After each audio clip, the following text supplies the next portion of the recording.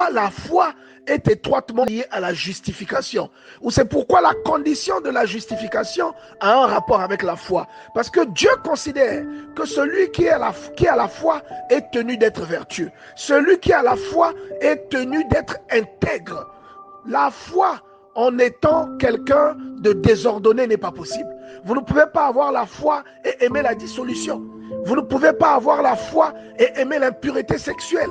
C'est une contradiction. La Bible dit dans Éphésiens chapitre 5 verset 3 que l'impudicité, qu'aucune autre espèce d'impurité que la cupidité ne soit même pas nommée parmi vous. Au verset 5 il dit car sachez-le bien, aucun impudique, aucun impur, aucun cupide, c'est-à-dire idolâtre, n'a d'héritage dans le royaume de Dieu. Si vous êtes un impudique et vous dites que vous êtes sauvé par la grâce, non par vos œuvres, vous irez en enfer. Si vous êtes un voleur et que vous dites que c'est la grâce de Dieu, il y en a même qui détournent le verset qui disent sa grâce me suffit. Bien-aimé, vous irez avec votre doyen dans le lac de feu. C'est ce que la Bible vous dit. Vous avez mal compris. Allez relire, prenez d'autres versions, lisez, vous comprendrez ce que cette parole signifie. Cette parole est en train de vous dire que vous êtes sauvés par la foi en Jésus, par le moyen de la grâce. C'est-à-dire que le Seigneur a pitié avant même. Il ne prend pas compte de vos œuvres parce que vous vous êtes bien conduit. Non, avant que les œuvres n'interviennent, il a eu pitié de vous et il vous a octroyé une porte de sortie. Et cette porte de sortie, c'est la rédemption que le Seigneur a emmenée à la croix. Vous voyez, c'est la porte, c'est comme une fenêtre qu'il vous ouvre pour que vous accédiez à votre salut.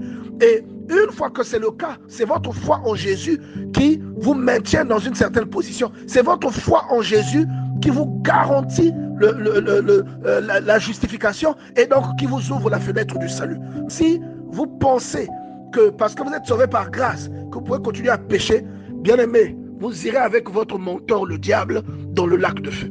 Nous sommes purifiés et rendus dignes et justes devant Dieu grâce à ce mécanisme appelé la justification, parce que Christ est allé à la croix et qu'il a pris sur lui ce qui aurait dû venir sur nous.